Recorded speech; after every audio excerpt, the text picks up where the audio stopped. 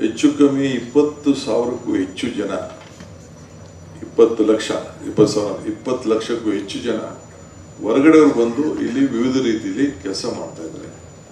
ಅವ್ರ ಓಟ್ ಇಲ್ಲಿದೆಯಾ, ಹೊರಗಡೆ ಇದೆಯಾ, ಏನು, ಇದನ್ನೆಲ್ಲ ಮತ್ತೆ ಪರಿಶೀಲನೆ ಮಾಡಬೇಕಲ್ಲ.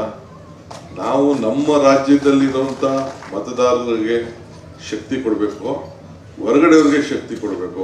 ಅಲ್ಲೂ ಏನಾದ್ರು ಏನಿದೆಯೇ, ನಾವು ಯಾರು ಇಲ್ಲಿ ಓಟನ್ನು ಉಳಿಸ್ಕೊಂಡಿದ್ದಾರೆ, ಯಾರಿಗಿಲ್ಲಿ ಮತದಾನದ ಹಕ್ಕಿರ್ತದೆ ಅವ್ರಿಗೆ ಕೊಡಬೇಕು ಅನ್ನೋದು ನಮ್ಮ ಮೊದಲನೇ ಕರ್ತವ್ಯ. ಆ ದೃಷ್ಟಿಯಿಂದ ಬೇರೆಯವ್ರಿಗೂ ಆಶ್ರಯ ನಾವು ಕೊಡೋಕ್ಕೆ ನಮ್ಮ ರಾಜ್ಯ ತಯಾರಿದೆ. ಆದರೆ ಅವ್ನು ಓಟೇ ಇಲ್ಲ ಅಂತಂದರೆ ನಾವ್ಯಾಕೆ ಮಾಡಬೇಕು? ಬಸ್ಸಲ್ಲೂ ಅಷ್ಟೇ. ಸೊ ಅದಕ್ಕೆ ಬಸ್ಸು ಕೂಡ ಈಗ ಮುಂದಕ್ಕೆ ಗುರುತಿನ ಚೀಟಿ ಕೊಡಬೇಕು ಹೆಣ್ಮಕ್ಳಿಗೆ ಅಂತ ತೀರ್ಮಾನ ಮಾಡಿದ್ದೇವೆ, ಐಡೆಂಟಿಫಿಕೇಶನ್ ಕಾರ್ಡು. ಹಿಂಗೆ ಗೃಹಲಕ್ಷ್ಮಿ ಕೂಡ ಗುರುತಿನ ಚೀಟಿ ಕೊಡಬೇಕು ಅಂತ ಮಾಡಿದ್ದೀವಿ. ಹಿಂಗೆ ವಿದ್ಯುತ್ ಶಕ್ತಿಯಲ್ಲೂ ಕೂಡ ಯಾರ ಮನೆಯಲ್ಲಿ ಮಾಡ್ತಾ ಇದೀವಿ ಅದನ್ನು ಮಾಡಿ ಅವ್ರ ಫೋಟೋ, ಅವ್ರ ಫೋನ್ ನಂಬರು ಒಬ್ಬೊಬ್ರು ಎಲ್ಲರೂ ಕೂಡ ಮಾಡಬೇಕು. ಒಂದು ಮನೆಗೆ 3 ಕೊಡೋಕ್ಕಾಗ್ತದ? ಒಂದು ಮನೆ ಯಜಮಾನಿಗೆ ಒಂದು ಕೊಡ್ತೀವಿ. ಯಾರ ಮನೆ ಯಜಮಾನಿ ಇದು ತೀರ್ಮಾನ ಆಗಬೇಕು. ಅದರಿಂದ ಯಾರು ಕೂಡ ವಿರೋಧ ಪಾರ್ಟಿಯವರು ಏನೇ ಪಾಪ ಹೇಳ್ಕೊಳ್ಳಿ, ಅವ್ರ ಸರ್ಕಾರಗಳಲ್ಲಿ ಏನೇನು ಆಗ್ತಾ ಇದೆ ಅಂತ ನಾನು ಈಗ ಬಿಡಿಸಿ ಈಗ ನಾನು ಮಾತಾಡೋಕೆ ಹೋಗುದಿಲ್ಲ. ಬಿಹಾರಲ್ಲಿ ಏನಾಗ್ತಾ ಇದೆ, ಅಸ್ಸಾಂ ಏನಾಗ್ತಾ ಇದೆ, ಮಹಾರಾಷ್ಟ್ರ ಏನಾಗ್ತಾ ಇದೆ, ನಾನು ಅದನ್ನೆಲ್ಲ ಈಗ ನನ್ನ ಚರ್ಚೆ ಮಾಡೋಕೆ ಹೋಗುದಿಲ್ಲ. ನಾನು ನಮ್ಮ ಬಡವ್ರಿಗೆ ನಾವೇನು ಕಾರ್ಯಕ್ರಮ ಕೊಟ್ಟೋ ಆ ಕಾರ್ಯಕ್ರಮಕ್ಕೆ ಅರ್ಹತೆಗೆ ಏನು ಬೇಕೋ ಒಂದು ಮೂಲ ಮತ, ಆ ಮತನ ಕಾಪಾಡ್ಕೊಳ್ಳಿ. ನೀವು ಹುಷಾರಾಗಿರಿ. ಇವತ್ತು ನಿಮ್ಮ BLAಗಳು ಯಾರು BLA ಯಾರಿದ್ದೀರಿ, ಬೂತ್ ಲೆವೆಲ್ ಏಜೆಂಟು, ಅವರು BLA 2 ಅಂತ ನಾವು ಮಾಡಿದ್ವಿ. ಅವರು ಆ ಫಾರಮನ್ನು ತೆಗೆದುಕೊಂಡೋಗಿ BLO ಏನು ಕೊಡ್ತಾರೆ, ಒಂದು ದಿನಕ್ಕೆ 50 ಫಾರಮ್ ಏನೋ ಮನೆ ಹಂಚಕ್ಕೆ ಅವಕಾಶ ಇದೆ. ಅದರಲ್ಲಿ ವಾಪಸ್ ಕಲೆಕ್ಟ್ ಮಾಡಿ ನೀವು ಹೋಗಿ ವಾಪಸ್ ಅವ್ರಿಗೆಲ್ಲ ಬರೆಸಿ ಫಿಲಪ್ ಮಾಡಿಸಿ ಎತ್ಕೊಂಡು BLO ಕೊಡಬೇಕು. ಒಬ್ಬೊಬ್ಬರು 10 ಕೊಡೋಕ್ಕೆ ಅವಕಾಶ ಇದೆ. ಸೊ ಅದನ್ನು ತೆಗೆದುಕೊಂಡೋಗಿ ಕೊಟ್ಟು ಅವ್ರಿಗೆ ವೋಟರ್ ಲಿಸ್ಟಲ್ಲಿ ಕರೆಕ್ಟಾಗಿ ಕ್ರಮಬದ್ಧವಾಗಿ ಮತದಾನದ ಹಕ್ಕನ್ನು ಅವ್ರಿಗೆ ಕೊಡಿಸಿ ಆಗ ನಮ್ಮ ಮತಗಳನ್ನು ಉಳಿಸ್ಕೊಳ್ಬೇಕು. ಯಾವುದೇ ಪಾರ್ಟಿಯವರಾಗಲಿ, ಏನು ಯಾರು ಪರ್ಮನೆಂಟಾಗಿ ದಳಕ್ಕೆ ಹಾಕ್ತಾರೆ, ಕಾಂಗ್ರೆಸ್ಗೆ ಹಾಕ್ತಾರೆ, BJP, ಮತದಾನದ ಹಕ್ಕನ್ನು ಉಳಿಸ್ಬೇಕಾದ್ರು ನಮ್ಮ ಸರ್ಕಾರದ ಕರ್ತವ್ಯ. ಅದಕ್ಕೆ ನಾವು ನಮ್ಮ ಡ್ಯೂಟಿ, ನಿಮ್ಮ ಸರ್ಕಾರ ಇದೆ, ನಿಮ್ಮ ಸರ್ಕಾರ ನೀವು ಮತದಾನದ ಹಕ್ಕನ್ನು ಅವ್ರಿಗೆ ಸರಿಯಾಗಿ ಕಾಪಾಡಿ ಅವ್ರ ಹೃದಯವನ್ನು ಗೆಲ್ಲುವಂಥ ಕೆಲಸ ಮಾಡಿ. ಎಲ್ಲ ನಾವು ಅವ್ರಿಗೆಲ್ಲ ಸಹಾಯ ಮಾಡ್ತಾ ಇದೀವಲ್ಲ. ಈ ಹಿಂದೆ ಏನಾದ್ರು BJP ಸರ್ಕಾರ, ದಳ ಸರ್ಕಾರ ಇದ್ದಾಗ ಯಾವ್ದಾದ್ರು ಹೆಣ್ಮಕ್ಳಿಗೆ ಬೆಲೆ ಏರಿಕೆಯಲ್ಲಿ ಏನೋ ಸಹಾಯ ಮಾಡಿದ್ರ? ಗ್ಯಾಸ್ ಅಲ್ಲಿ ತೊಂದರೆ ಆಯ್ತು ಏನಾದ್ರು ಮಾಡಿದ್ರ? ಈಗ ಬೆಲೆ ಏರಿಕೆ ಜಾಸ್ತಿ ಆಗಿದೆ ಏನೋ ಸಹಾಯ ಮಾಡಿದ್ವಾ?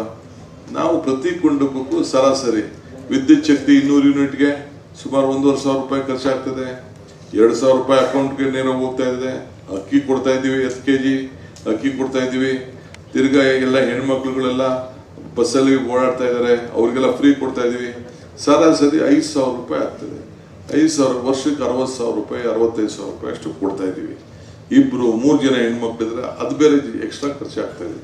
ಸೊ ಅದಕ್ಕೆ ನಾವು ಅವ್ರಿಗೆಲ್ಲ ಸಹಾಯ ಮಾಡ್ತಾ ಇದ್ದೀವಿ. ಅದು ಸರಿಯಾದ ರೀತಿಯಲ್ಲಿ ಅವ್ರು ಉಪಯೋಗಿಸ್ಕೊಡ್ಬೇಕು, ಅವ್ರ ಬದುಕಿನಲ್ಲಿ ಒಳ್ಳೇದಾಗಬೇಕು. ಕೆಲವರು ಅಕೌಂಟ್ ಕೊಟ್ಬಿಟ್ಟಿದ್ದಾರೆ, ಅವ್ರು ಯಾರ ಹತ್ರ ಸಾಲ ತಗೊಂಡಾಗ ಅವನಿಗೆ ಇದನ್ನು ಸೈನ್ ಕೊಟ್ಬಿಟ್ಟಾರೆ, ಅವ್ನಿಗೆ ನೇರವಾಗಿ ಅವ್ನಿಗೆ ತಗೊಂಡು ಡ್ರಾ ಮಾಡ್ಕೊಂಡು ಅವ್ನು ಹೋಗ್ತಾ ಇದ್ದಾರೆ. ಇವೆಲ್ಲ ಕೂಡ ನಾವು ಇದನ್ನು ಪರಿಶೀಲನೆ ಮಾಡ್ತಾ ಇದ್ದೀವಿ. ನಮ್ಮ ರೇವಣ್ಣವ್ರ ಟೀಮ್ ಏನಿದೆ, ಅವರು SR ಪಾಟೀಲ್ ಅವರೆಲ್ಲ ಕೂತ್ಕೊಂಡು, ಆ ಕಮಿಟಿಯವ್ರು ಏನಿದ್ದಾರೆ ಇದನ್ನೆಲ್ಲ ಕೂತ್ಕೊಂಡು ಈಗಾಗಲೇ ಒಂದು ಯಾವ ರೀತಿ ಫಾರಮ್ ಇರಬೇಕು, ಎಲ್ಲರಿಗೂ ಗುರುತಿನ ಚೀಟಿ ಇರಬೇಕು, ಅದೆಲ್ಲ ಕೂಡ ಮಾಡ್ತಾ ಇದ್ದೀವಿ. ಅವತ್ತಿನ ಕಾಲದಲ್ಲಿ ಏನೋ ಸ್ಟಾರ್ಟಿಂಗಲ್ಲಿ ನಾವು ತರಾತರಿ ಕೊಟ್ಬಿಟ್ಟು ಈಗ ಅದನ್ನೆಲ್ಲ ಸರಿ ಮಾಡೋಂಥ ಕೆಲಸ ಮಾಡ್ತಾ ಇದೀವಿ. ಯಾವುದು ತೆಗೆದಾಕಕ್ಕೆ ಹೋಗಲ್ಲ. ಬಟ್ ನಮಗೆ ಅವರು ಯಾರು ಕೊಡ್ತಾ ಇದ್ದೀವಿ ಅನ್ನೋದು ಸರ್ಕಾರಕ್ಕೆ ಗಮನಕ್ಕೆ ಬೇಕು. ಈ ಕೆಲವರು ಸುಮಾರು ಸುಮಾರು ಎಷ್ಟು ರೇವಣ್ಣ?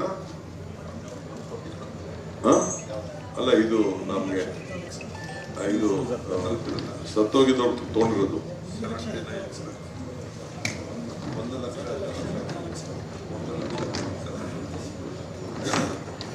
1 ಲಕ್ಷ ಚಿಲ್ಲರೆ 14,000 ಜನ ಸತ್ತೋಗಿದ್ದಾರೆ.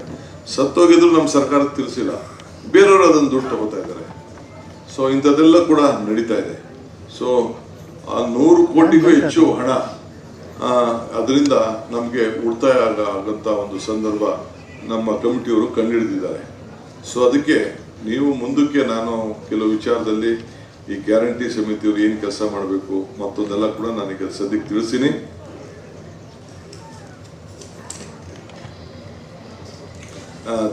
ನೀವು ಮಾಡಬೇಕು. ಈಗ ಹೊಸದಾಗಿ ನಾವು ಉಚಿತವಾಗಿ ಎಲ್ಲ ವಿದ್ಯಾರ್ಥಿಗಳಿಗೆ ಯಾವುದೇ ಇರಲಿ, ಅವನು ಗಂಡು ಹುಡುಗರುಗಳಿಗೆ ಬರೀ ಹೆಣ್ಮಕ್ಳಿಗೆ ಅಂತ ಕೇಳ್ತಾ ಇದ್ರು, ಅದಕ್ಕೆಲ್ಲ ವಿದ್ಯಾರ್ಥಿಗಳಿಗೆ ಎಲ್ಲೇ ಆಗಲಿ, ಡಿಗ್ರಿ ಓದ್ತಾ ಇರಲಿ, PhD ಓದ್ತಾ ಇರಲಿ, 8ನೇ ಕ್ಲಾಸ್ ಇರಲಿ, 7ನೇ ಕ್ಲಾಸ್ ಇರಲಿ, ಎಲ್ಲೇ ಆಗಲಿ ಅವ್ರಿಗೆ ಫ್ರೀ ಬಸ್ ಪಾಡ್ ಕೊಡಬೇಕು ಅಂತ ಇದ್ದಾರೆ.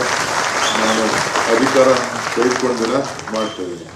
ಜೊತೆಗೆ ನಮ್ಮ ಹಳ್ಳಿ ಪ್ರತಿಭೆ, ಯುವಕರು ಪ್ರತಿಭೆ ಯಾರು, ಅನೇಕ ನಿಮ್ಮ ಹಳ್ಳಿಗಳ ನಾಟಕ ಇರ್ಬೋದು, ರಂಗಭೂಮಿಗಳಿರ್ಬೋದು, ಕ್ರೀಡೆ ಇರ್ಬೋದು, ಯಾವುದೇ ಕ್ರೀಡೆ ಇರ್ಬೋದು, ಸಾಂಸ್ಕೃತಿಕವಾದಂಥ ಚಟುವಟಿಕೆ ಇರ್ಬೋದು, ನಾಯಕತ್ವ ಬೆಳವಣಿಗೆ ಇರ್ಬೋದು, ಬಸವಣ್ಣವರ ಆಚಾರ ವಿಚಾರಗಳಿರ್ಬೋದು, ಯಾವುದಾದ್ರು ಧರ್ಮ, ಎಲ್ಲ ಜಾತಿ ಎಲ್ಲ ಧರ್ಮದವರು ಕೂಡ ಒಗ್ಗಟ್ಟಾಗಿರ್ಲಿಕ್ಕೆ ಪ್ರತಿ ಪಂಚಾಯತ್ನಲ್ಲೂ ಕೂಡ ಒಂದೊಂದು ಸಂಘ ರಚನೆ ಮಾಡಿ ಆ ಸಂಘಕ್ಕೆ 10 ಲಕ್ಷ ರೂಪಾಯಿ ಕೊಡಬೇಕು ವರ್ಷಕ್ಕೆ ಅಂತ ತೀರ್ಮಾನ ಮಾಡಿದ್ವಿ. ಸೊ ಎಲ್ಲ ಬಾಂಧವ್ಯತೆ, ಎಲ್ಲ ಜಾತಿ ಧರ್ಮ ಇಲ್ಲ, ಎಲ್ಲ ಒಂದೇ. ಯುವಕರು 15ರಿಂದ 16 ಹಿಡಿದು 40 ವರ್ಷದೊಳಗಡೆ ಯುವಕರುಗಳಿಗೆ ಆ ಸಂಘಕ್ಕೆ ಸದಸ್ಯರಾಗಿ ಆ ಚಟುವಟಿಕೆ ನಡೆಸಿ ಅವ್ರು ಏನ್ ಬೇಕಾದ್ರೂ ಕ್ರೀಡೆ ಮಾಡ್ಕೊಳ್ಳಿ, ಹಳ್ಳಿ ಕ್ರೀಡೆಯಾರು ಮಾಡ್ಕೊಳ್ಳಿ, ಬೇರೆ ನಗರ ಕ್ರೀಡೆಯಾರು ಮಾಡ್ಕೊಳ್ಳಿ, ಯಾವ್ದಾರು ಮಾಡ್ಕೊಳ್ಳಿ, ಅವರೆಲ್ಲ ಸೇರಿ ಅದಕ್ಕೆ ಯಾವ ರೀತಿ ಮಾಡಬೇಕು ಅಂತ ಅದಕ್ಕೆ ಒಂದು ಕಾರ್ಯರೂಪ ಮಾಡ್ತೀವಿ. ಯಾರ್ಯಾರಿಗೆ ಭೂಮಿ ಗ್ಯಾರಂಟಿ ವಿಚಾರದಲ್ಲಿ ಭೂಮಿ ದಾಖಲೆಗಳು ಸರಿ ಇಲ್ಲ, ಆ ದಾಖಲೆಗಳನ್ನೆಲ್ಲ ಸರಿ ಮಾಡೋಂಥ ವ್ಯವಸ್ಥೆ ಕೂಡ ನಾವು ಮಾಡ್ತಾ ಇದ್ದೀವಿ. ಹೀಗೆ ಸರ್ಕಾರ ಇರೋದು ನಿಮ್ಮ ಸರ್ಕಾರ. ಸೊ ಈ ಮಂತ್ರಿ ವಿಚಾರಕ್ಕೆ ತಾವೇನು ಬಂದಿದ್ದೀರಿ, GS ಪಾಟೀಲ್ ಅವ್ರಿಗೆ ಸಹಾಯ ಮಾಡಬೇಕು ಅಂತ ಬಂದಿದ್ದೀರಿ, ಬಹಳ ಸಂತೋಷ. ನಾನು ನಮ್ಮ ಪಕ್ಷದ ನಿಮ್ಮ ಏನು ಭಾವನೆ ಇದೆ, ನಮ್ಮ ಪಕ್ಷದ ವರಿಷ್ಠರಿಗೆ ನಾನು ತಿಳಿಸಿ ನಿಮ್ಗೇನು ಭಾವನೆ ಇದೆ ತಿಳಿಸ್ತೀನಿ.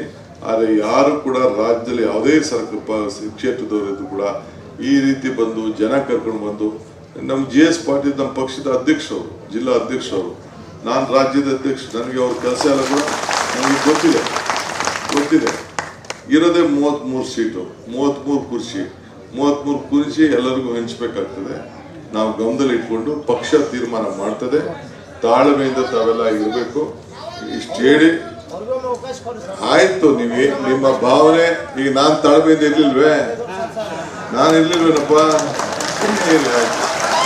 ಓಕೆ, ಒಳ್ಳೇದಾಗ್ಲಿ. ಮತ್ತೆ ಮಾತಾಡೋಣ. ಎಲ್ಲ ಹುಷಾರಾಗಿ ಚೆನ್ನಾಗಿ ಹೋಗಿ, ಒಳ್ಳೇದಾಗ್ಲಿ.